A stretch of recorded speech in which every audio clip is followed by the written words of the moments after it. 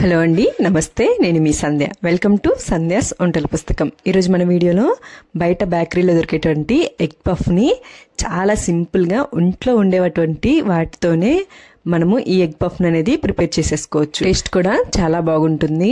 ఈ ఎగ్ పఫ్ని మనము క్రిస్పీగా పొరలుగా ఇంట్లోనే బేకరీ స్టైల్లో మనము ప్రిపేర్ చేసుకోవచ్చు.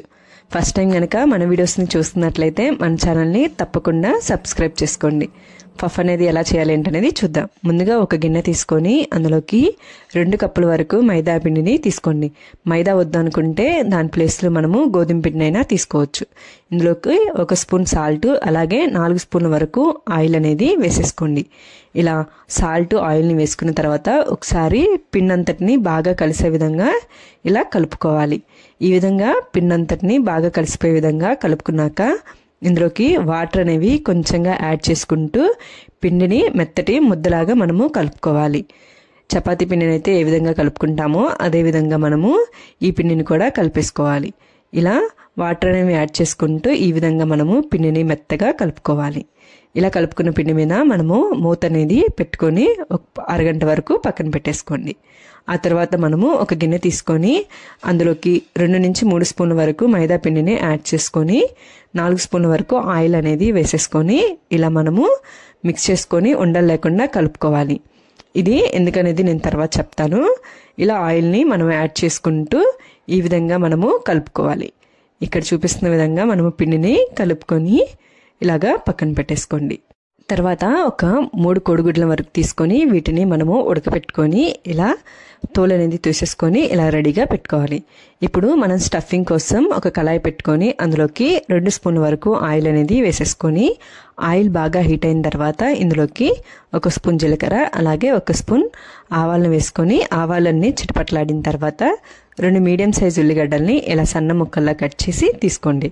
ఇలా ఒకసారి అంతా కలిసిపోయే విధంగా కలబెట్టుకున్నాక 1 మిర్చిని ఇలా సన్న ముక్కల్లా కట్ చేసి వేసుకొని 1 రెమ్మ కరివేపాకుని వేసుకోండి. అలాగే 1 స్పూన్ సాల్ట్ని, 1 చిటికెడు పసుపుని కూడా వేసేసుకొని ఒకసారి అన్ని బాగా కలిసిపోయే విధంగా కలబెట్టుకోవాలి. ఇలా ఆనియన్స్ అనేవి కొంచెం మెత్తబడేంత వరకు మనము ఫ్రై చేసేసుకోవాలి. ఇలా గనక మనము ఫ్రై చేసుకున్నామంటే ఆనియన్స్ అనేవి కొంచెం క్రిస్పీగా అవుతాయి. కాబట్టి మూత పెట్టుకొని ఆనియన్స్ అనేవి మనకి మెత్తగా ఉండాలి, క్రిస్పీగా అవ్వకూడదు. ఇలా మూత పెట్టుకుంటూ ఆనియన్స్ అనేవి మగ్గిపోయే విధంగా మనము ఫ్రై చేసేసుకోవాలి. ఇలా ఆనియన్స్ అనేవి కొంచెం మెత్తబడిన తర్వాత ఇందులోకి మనము 1 స్పూన్ కారము, అలాగే 1/2 టేబుల్ స్పూన్ ధనియాల పొడి, జీలకర్ర పొడిని ఇందులోకి యాడ్ చేసేసుకోండి. మీకు కనుక ఒకవేళ ఈ టైంలో ఆనియన్స్ అనేవి కొంచెం క్రిస్పీగా అయిపోతే 1 స్పూన్ వాటర్ అనేవి వేసేసుకుంటే మనకి మెత్తపడతాయి. ఫైనల్గా కొత్తిమీరను వేసేసుకొని ఒకసారి బాగా కలుపుకొని స్టవ్ మీద నుంచి దించి పక్కన పెట్టేసుకోండి. ఆ తర్వాత మనము ఇందాకలా కలిపి పెట్టుకున్నటువంటి పిండిని మూత తీసేసి ఒకసారి పిండి అంతటిని బాగా ఇలాగా కలుపుకోవాలి. ఇలా కలుపుకున్న దాన్ని మనము ఇలా రౌండ్గా ఒక 5 నుంచి 6 వరకు ఉండల్లాగా చేసి పెట్టేసుకోండి. ఇక్కడ నాకు 6 వరకు వచ్చాయండి. ఇలా చేసి అందులో నుంచి ఒక ముద్దని తీసుకొని ఈ విధంగా పిండిలో మనము అద్దుకోవాలి. ఆయిల్ అనేది వాడకుండానే మనము పొడి పిండితోనే వీటిని వీలైనంత పలచగా మనము చేసుకోవాలి. ఇలా చపాతీలు అనేవి రుద్దుకునేటప్పటికి మనకి పొడిపిండి అనేది ఎక్కువగానే తీసుకోవాల్సి వస్తుంది. ఈ విధంగా మనము తిప్పుకుంటూ మనం పొడిపిండిని వాడుతూ వీలైనంత వరకు మనము చపాతీని చాలా పలచగా చేసేసుకోవాలి. ఇక్కడ చూపిస్తున్న విధంగా మనము చాలా పలచగా చేసుకోవాలి. ఇలా చేసుకున్న చపాతీలన్నిటినీ ఒక పక్కన పెట్టేసుకొని మిగిలిన వాటిని కూడా ఇదే విధంగా మనం పొడిపిండిని వాడుకుంటూ చాలా అన్నిటినీ చేసి రెడీగా పెట్టేసుకోవాలి. ఇలా చేసుకున్న దాన్ని చివరిగా చేసుకున్న చపాతీని ఈ విధంగా మనము తీసుకొని ఇలా పెట్టేసుకోవాలి. ఇలా పెట్టేసుకున్న చపాతీ మీద మనం ఇందాకల మైదా పిండి అలాగే ఆయిల్ వేసి కలుపుకున్నటువంటి మిశ్రమాన్ని దీనిపైన వేసుకొని ఈ విధంగా మొత్తాన్ని మనము అప్లై చేసేసుకోవాలి. కొంచెం కొంచెంగా తీసుకుంటూ ఈ విధంగా మనము అప్లై చేసేసుకోవాలి. ఇలా ఒక షీట్ మీద మనము అప్లై చేసుకుంటాం. ఇలా మొత్తం అనేది మనము అప్లై చేసుకున్న తర్వాత ఇంకొక చపాతీ చేసుకున్న దాన్ని దీనిపైన వేసేసుకోవాలి. ఇందాకలు చేసిన విధంగానే మళ్ళీ మనం కలిపెట్టుకున్న దాన్ని ఈ షీట్ మీద కూడా మొత్తం అప్లై చేసేసుకోవాలి. ఇలా మైదా పిండి ఆయిల్ వద్దు అనుకునే వాళ్ళు ఈ ప్లేస్లో మనము బటర్ని కూడా యూజ్ చేసేసుకోవచ్చు. బటర్ని రూమ్ టెంపరేచర్కి వచ్చిన తర్వాత ఈ విధంగా అప్లై చేసుకోవాలి. మనం చేసుకున్న షీట్స్ అన్నిటినీ అదేవిధంగా మనం తీసుకున్నంత వరకు ఇదే విధంగా మనము ఒకదాని తర్వాత ఒకటి ఇలా అప్లై చేసుకుంటూ అన్నిటినీ ఇలాగా వేసేసుకోవాలి. ఈ విధంగా మనము మిశ్రమాన్ని అప్లై చేసుకుంటూ మనము ఈ విధంగానే పెట్టేసుకుంటే సరిపోతుంది. ఫైనల్గా మనము లాస్ట్ది వేసేసుకొని దానిపైన అయితే అప్లై చేసుకోవాల్సిన అవసరం లేదు. ఇలా అప్లై చేసుకున్న తర్వాత మనకి కొన్ని ఎక్కువగా కొన్ని తక్కువగా వస్తూ ఉంటాయి కదండి, వాటన్నిటిని సమానంగా చేసుకోవటానికి ఇలా నైఫ్ సహాయంతో ఎడ్జెస్ అన్నిటినీ సమానంగా ఉండే విధంగా కట్ చేసేసుకోండి. ఇక్కడ నేను చూపిస్తున్న విధంగా ఇలా ఎడ్జెస్ అన్నిటినీ సమానంగా చేసి కట్ చేసేసుకోండి. ఇప్పుడు ఇట్లా నేను 2 హాఫ్స్ చేసేసుకుంటున్నాను. ఈ విధంగా మీరు కూడా 2 భాగాలుగా చేసేసుకోండి. మీరు చపాతీలు గనక చాలా పొడవుగా గనక చేసుకున్నారంటే ఇలాగా 3 భాగాలుగా అయినా మనము కట్ చేసేసుకోవచ్చు. ఇంత పొడవుగా రాలేదు అనుకుంటే రెండింటినైనా కట్ చేసేసుకోండి. ఇలాగ నాకు మొత్తం 6 షీట్స్ అనేవి వచ్చేసాయి. నేను ఇక్కడ 6 ఎగ్ పఫ్ని అనేవి నేను ప్రిపేర్ చేసేసుకుంటున్నాను. ఇలా కట్ చేసుకున్నటువంటి వాటన్నిటిని తీసేసుకొని పక్కన పెట్టేసుకోండి. అందులో నుంచి ఇప్పుడు నేను ఒక షీట్ని తీసుకుంటున్నాను.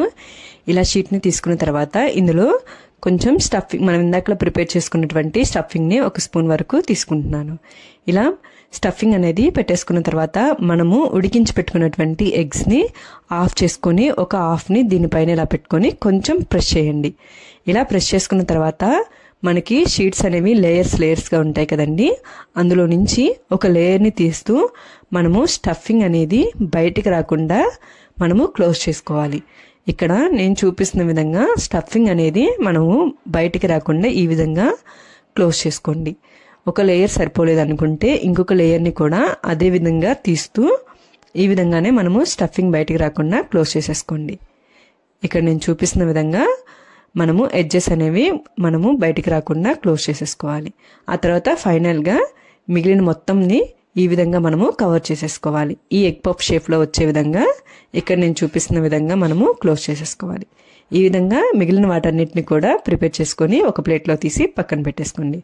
ఇప్పుడు స్టవ్ మీద డీప్ ఫ్రైకి సరిపడా ఆయిల్ అనేది పెట్టుకొని, ఆయిల్ మరీ ఎక్కువగా హీట్ అవ్వకూడదు, కొంచెం బాగా హీట్ అయితే సరిపోతుంది. ఈ విధంగా చేసి పెట్టుకున్నటువంటి ఎగ్ పఫ్ని ఇందులోకి యాడ్ చేసేసుకొని ఫ్లేమ్ అనేది సిమ్లోనే పెట్టుకుంటూ మనము అటు ఇటు కదిలించుకుంటూ వీటన్నిటిని చక్కగా ఫ్రై అయ్యే విధంగా మనము ఫ్రై చేసుకోవాలి. హై ఫ్లేమ్లో కానీ మీడియం ఫ్లేమ్లో కానీ మనం పెట్టామంటే తొందరగా ఉడికిపోతాయి. లోపల మనము 6 పొరల వరకు చేసుకున్నాం కదండి, అవన్నీ మనకి మెత్తగానే ఉండిపోతాయి, ఫ్రై అవ్వవు. కాబట్టి మనము ఫ్లేము సిమ్లోనే పెట్టుకొని అన్ని సైడ్స్ బాగా కాలే విధంగా మనము కాల్చుకోవాలి. ఈ విధంగా మనము ఈ విధంగా మనకి కొంచెం కలర్ చేంజ్ అయ్యేంత వరకు మనము ఫ్రై చేసుకోవాలి. ఇలా ఫ్రై అయిన వాటన్నిటిని ఒక ప్లేట్లోకి తీసేసి పక్కన పెట్టేసుకోండి. అదేవిధంగా మిగిలిన వాటిని కూడా మనము ఫ్రై చేసుకోవాలి. ఈ విధంగానే అన్నిటిని మనము ఇలా ఫ్రై చేసి ఒక ప్లేట్లోకి తీసి ఇలా పక్కన పెట్టుకోండి. మనకి పఫ్స్ అనేవి చూసారా చాలా క్రిస్పీగా ఉన్నాయి. ఒక ఎగ్ పఫ్ని మనము కట్ చేసి లోపల కూడా ఎలా ఉందో ఏంటనేది చూద్దాం. ఇలా వేడిగా ఉన్నటువంటి పఫ్ని ఇలా నైఫ్ సహాయంతో మనము కట్ చేసి చూసామంటే మనకి లోపల కూడా మనకి చక్కగా ఫ్రై అయిపోయి ఉంటుంది. మీరు కూడా మీ ఇంట్లో ఇలా ఎగ్ పఫ్ని ట్రై చేసి ఎలా ఉందో ఏంటనేది కామెంట్ చేయండి. మీకు కనుక నచ్చినట్లయితే లైక్ చేయండి, షేర్ చేయండి. మరిన్ని వీడియోస్ కోసం మన ఛానల్ని తప్పకుండా సబ్స్క్రైబ్ చేసుకోండి. Thank you for watching.